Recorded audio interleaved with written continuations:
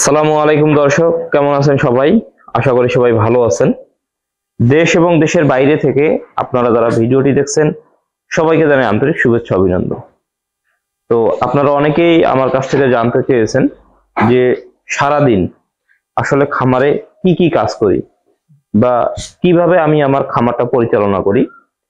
তো আজকে আমি ভিডিওতে আপনাদেরকে সরাসরি দেখানোর চেষ্টা করব যে সকালে উঠে বা সারাদিন আসলে আমি কি কি কাজ করে থাকি। তো আসলে আমি বলে রাখি, আমি কিন্তু আমার একেবারেই যে পারিবারিক যে বিষয়গুলো আছে সেগুলো কিন্তু আমি আপনাদের সাথে সেভাবে তুলে ধরি না, ওই জিনিসগুলো আসলে আমি প্রয়োজন মনে করি না। আর খামারের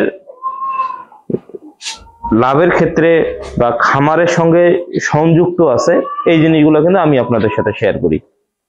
তো এখানে যে কাকাকে দেখতে পাচ্ছেন, এই কাকার সাথে আগে আপনাদের পরিচয় করাই দেই। কাকা এদিক দেখেন তো, এই দিক দেখেন, এই দিক, এই যে আপনারা যে দেখতে পাচ্ছেন, কাকার নাম কি আপনার? কোন? লঙ্কেশ্বর। আমরা লঙ্কেশ কাকা বলে ডাকি, ইনি হচ্ছে লঙ্কেশ্বর, শ্রী লঙ্কেশ্বর। উনি হচ্ছে আমাদের খামারের বর্তমান বলতে পারেন যে একেবারে পরিচালক। পুরো খামারের দায়িত্ব বর্তমানে এনার কাছে আছে। কিছুদিন আগে যে একজন বৃদ্ধ যে বয়স্ক মানুষ ছিল, উনি আসলে ঠান্ডার কারণে আশা বাদ দিয়েছে, যার ফলে কিন্তু ইনি আমাদের খামারে এখন নতুন করে যুক্ত হয়েছে এবং ইনি বেতন নেয়। কাকা আপনার বেতন কত? দিন 400, তাহলে হচ্ছে মাসে 12,000। 12,000 খাওয়া দাওয়া আমাদের এখানেই, ওটা কোনো ব্যাপার না।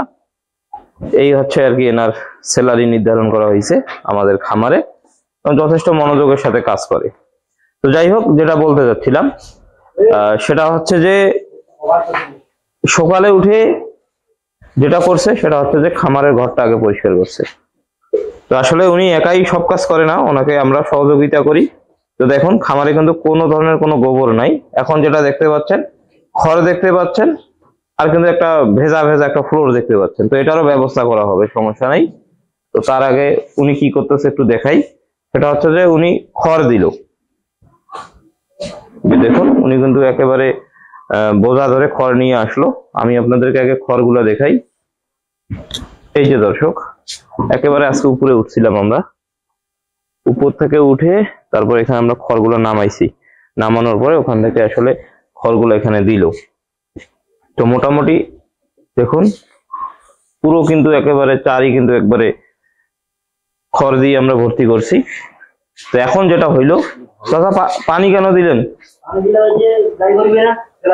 আচ্ছা, তো উনি আসলে পানি কেন দিল সেটা হচ্ছে যে এই খড়টা কিন্তু একেবারে ভেজা থাকে, একটু পানি ছিটাই দিল যাতে এটা নরম হয়ে যায় খড়টা এবং অনায়াসে যে চিবুইতে পারে আর কি।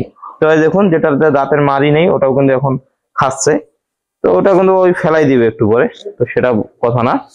তো এই হচ্ছে মূলত সকালবেলা খামার ঘর পরিষ্কার করার পরে গরুকে খড় দিলাম। খড় দেওয়ার পরে এখন যেটা হবে সেটা হচ্ছে যে দেখুন, অনেক আসলে নিজের থেকেই অনেক কিছু করে, নিজ দায়িত্বে কাজ করে। এই যে এখন এটা ঝাড়ু দিচ্ছি। তো ঝাড়ু দিলে আসলে যেটা হবে সেটা হচ্ছে খামার ঘরটা একেবারে পরিষ্কার হবে। এইভাবে ঝাড়ু দিবে, ঝাড়ু দেওয়ার পরে দেখুন সম্পূর্ণ খামার ঘর একেবারে, গতকালকে যে পোয়াল বা যে খড়গুলো ছিল রাতে গরু ফেলাইছে বা গরু খায় না, যে অতিরিক্ত যে অনেক পোয়াল আসলে গোবর ভরে মূত্র ভরে যেগুলো আসলে গরু খেতে চায় না, ওগুলা সহ আজকে যে আসলে ময়লা আবর্জনা হয়েছে সবকিছু একবারে পরিষ্কার করে দিতে হবে। এটা করলে হয় কি যে গরুর খামারে আসলে রোগের বা রোগ হওয়ার সম্ভাবনাটা অনেকটাই কমে যায়। কারণ খামার ঘর পরিষ্কার রাখাটা কিন্তু একান্ত জরুরি।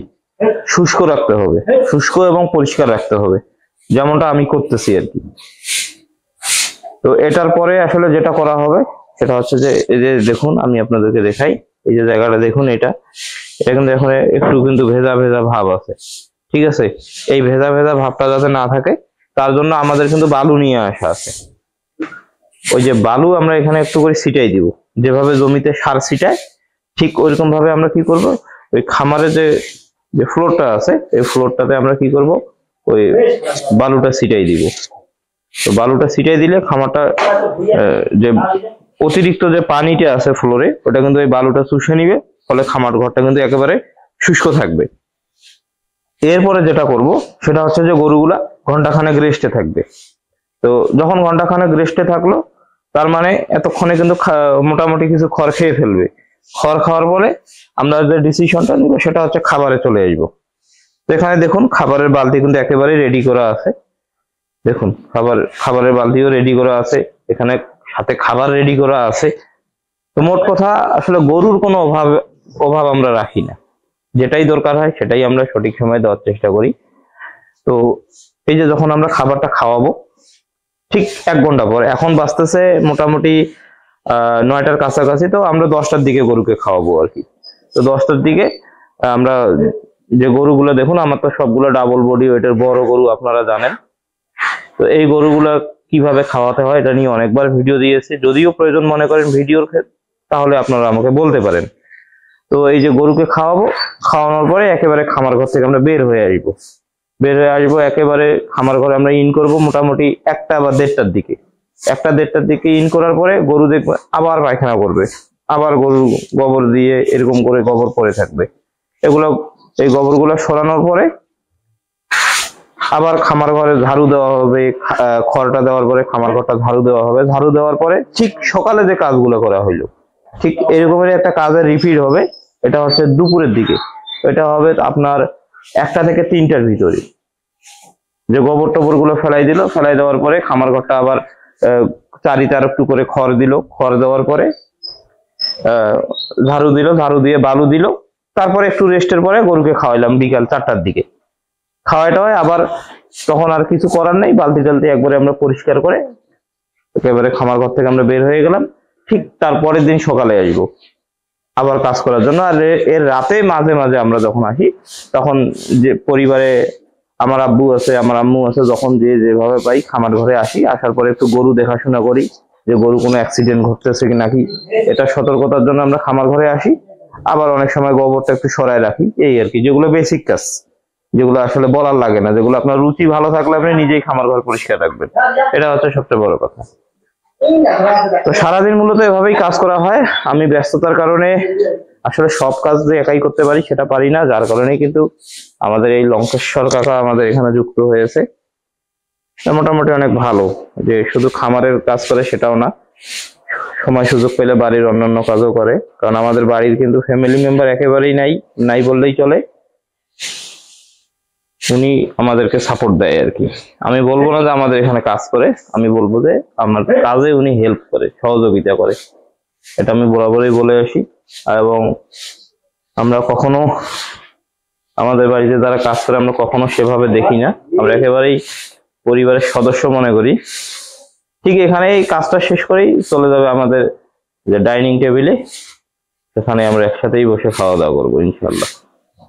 সবাই ভালো থাকবেন, সুস্থ থাকবেন, আল্লাহ হাফেজ, ধন্যবাদ সবাইকে।